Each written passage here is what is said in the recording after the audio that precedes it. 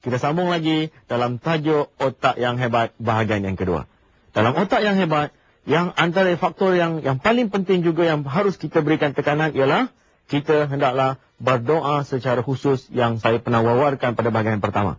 Okey, berdoa secara khusus, kita mesti minta kepada Allah SWT sesuatu itu dengan teliti. Ya Allah, ya Tuhanku, aku ingin anak yang soleh yang bagaimana you minta. Kalau you nak cemerlang dalam periksa, you minta, ya Allah, dalam kertas matematikku, ya Allah, setakat ini aku dapat 40, ya Allah. Naikkanlah, ya Allah, markahnya kepada 60, ya Allah. Dan sentiasa berlaku perubahan. Lembutkanlah hati guruku, ya Allah. Minta tu biarlah secara khusus. Guru matematikku, ya Allah, garang sangat, ya Allah. Berikanlah kekuatan kepada diriku, ya Allah, untuk berdepan dengan guruku.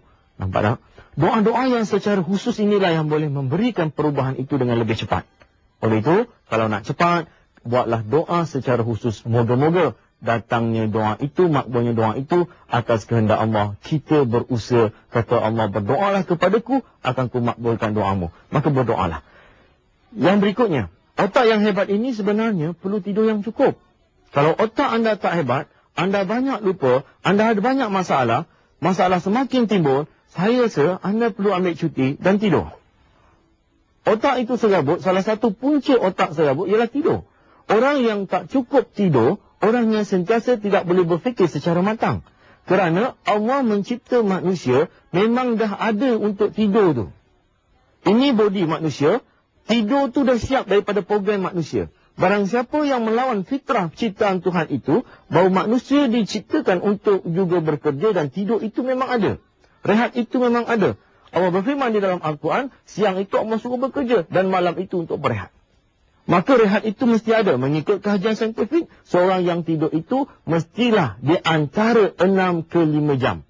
6 ke 8 jam. 6 ke 8 jam seorang dewasa itu perlu tidur. Kalau anda kurang tidur, anda akan menghadapi banyak masalah.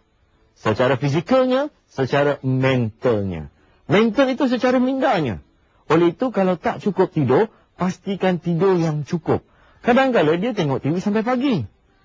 Tidurnya tak cukup. Bila esok kerja, prestasi merosot. Kadang-kadang dia berborak sampai pagi. Esok pagi dia pergi kerja, sudah pasti produktiviti yang dikeluarkan tidak menempati apa yang dikehendaki. Sebab tidurnya bila kurang, fokus terhadap kerja akan turun. Jadi, rupa-rupanya untuk menaikkan semula otak kita ini menjadi mempunyai mood yang baik, mempunyai rakaman yang baik, boleh menghafal dengan baik, dengan mudah, dengan kuat dan sebagainya, haruslah mempunyai tidur yang cukup. Berikutnya, pastikan senaman dan jaga pemakanan. Otak yang hebat berkaitan juga dengan senaman dan juga pemakanan. Kalau anda rasa badan anda lembab-lembab, minda anda agak sukar untuk menghafal.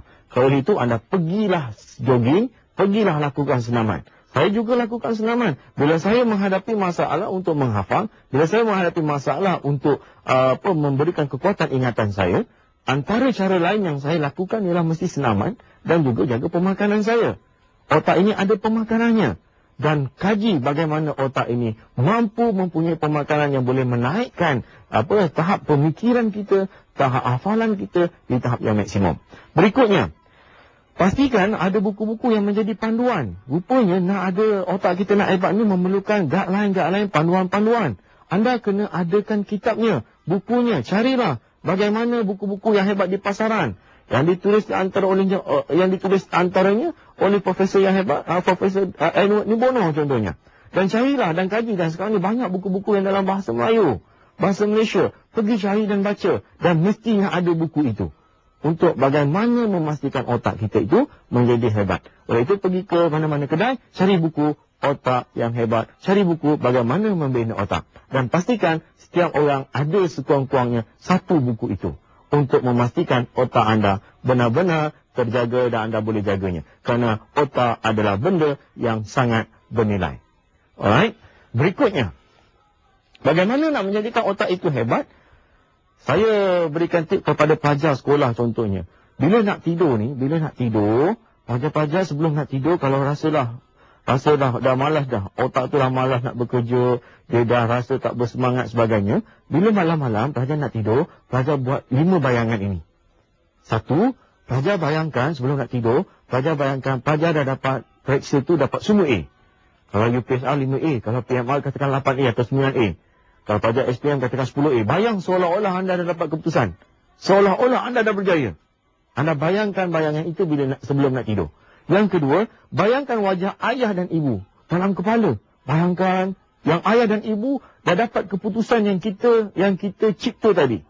Yang dapat 5A untuk UPSR, ayah gembira. Bayangkan wajah ayah yang gembira. Bayangkan wajah ibu yang gembira.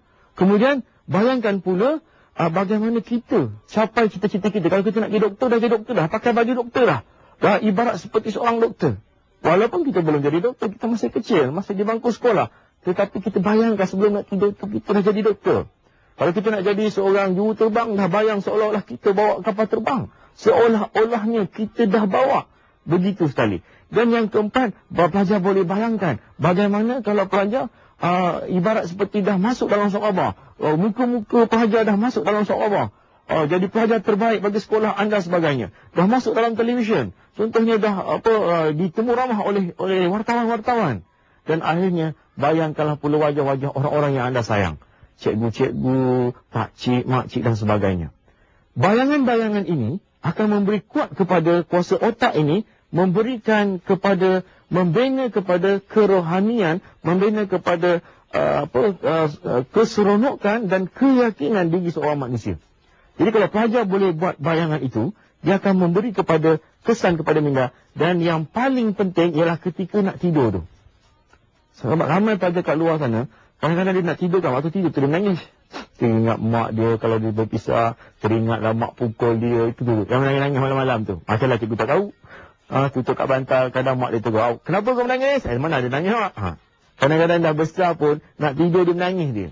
Yang kau pergi bayangkan perkara-perkara yang negatif itu mengapa? Sedangkan anda sepatutnya berhak menjadi manusia hebat. Bayangkan orang yang hebat biasanya nak tidur, dia membayangkan kehebatan-kehebatan yang bakal diciptanya selain daripada muhasabah dirinya. Apa segala dosa yang dilakukan. Okey. Jadi pelajar malam-malam pakai teknik ini dan gunakan teknik yang telah cikgu berikan. Berikutnya, nak menjadi otak ini hebat, tak lain tak bukan kenalah banyak basahkan lidah dengan zikrullah. Kena zikir, baca Quran, itu tak dapat lari. Dengan tahajud malamnya mestinya ada. Bila lidah ini dibasahkan dengan Al-Quran, otak ini ada pancarannya yang luar biasa. Sentiasa sebut nama Allah dengan zikrullahnya. InsyaAllah. Yang ketiga, elakkan daripada melakukan dosa-dosa kecil dan dosa-dosa besar. Rupanya otak kita menjadi juga tidak hebat disebabkan kita melanggar setiap kali dosa. Dosa-dosa ini menyebabkan otak kita semakin tumbul. Oleh itu, sebelum melakukan dosa, pastikan kalau anda nak periksa terutamanya, jaga diri, berpantanglah. Kalau boleh jangan lakukan langsung dosa. Tapi kita ini bukannya malaikat. Pastinya ada dan kita cuba kurangkan. Kerana bimbang-bimbang nanti segala hafalan kita, segala ilmu yang ada dalam minda kita, kadang-kala terhijab, tak boleh nak ingat dan sebagainya. Berikutnya, elakkan daripada ketawa yang terbahak-bahak. Ini ketawa yang terbahak-bahak juga boleh menyebabkan otak kita tumpul. So, jangan gelak keterlaluan. Senyum-senyum, gelak sikit-sikit, jangan terlalu terbahak-bahak. Ini kadang-kadang cikgu tengok pergi ke kedai-kedai, dia gelak punyalah kuatnya sampai orang dalam satu restoran tu dengar. Ini kena kawal, apatah lagi kalau anda seorang gadis, seorang wanita, jaga akhlak, jaga peribadi anda. Berikutnya, pakai wangi-wangian. Otak ni juga memberikan, bila kita bau wangi-wangi, otak ni dia semakin mudah dia, semakin gembira dia. Cuba kita bau busuk, kita rasa tak selesa. Bahagian yang paling tak selesa, minda kita, hidung kita, dia akan mengganggu sistem dalam otak kita. Oleh itu, bila kita nak menghafal, pastikan kita pakai wangi-wangian sikit. Mengapa tidak? Itu sebab disunahkan kalau kita nak solat. Antara solat yang dikatakan yang khusyuk, antaranya melakukan amalan-amalan sunat. Antara amalan sunat dalam solat ialah memakai wangi-wangian. Mengapa? Mesti ada sebabnya, kerana nakkan kekhusyukan. Oleh itu, kalau nak belajar, mengapa tak wangi-wangi? Ini nak belajar baunya, ya Allah. Oleh itu, saya sendiri pun kalau nak belajar, saya pakai wangi-wangian untuk memudahkan ingatan saya, memberikan kekuatan. Kalau bilik kita tu, kita letaklah perfume, minyak wangi yang boleh memberi bau yang selesa dalam kita nak menghafal sesuatu ilmu atau ingin mengingat sesuatu supaya otak kita lebih mudah, lebih cepat ingatannya, lebih cepat rakamannya.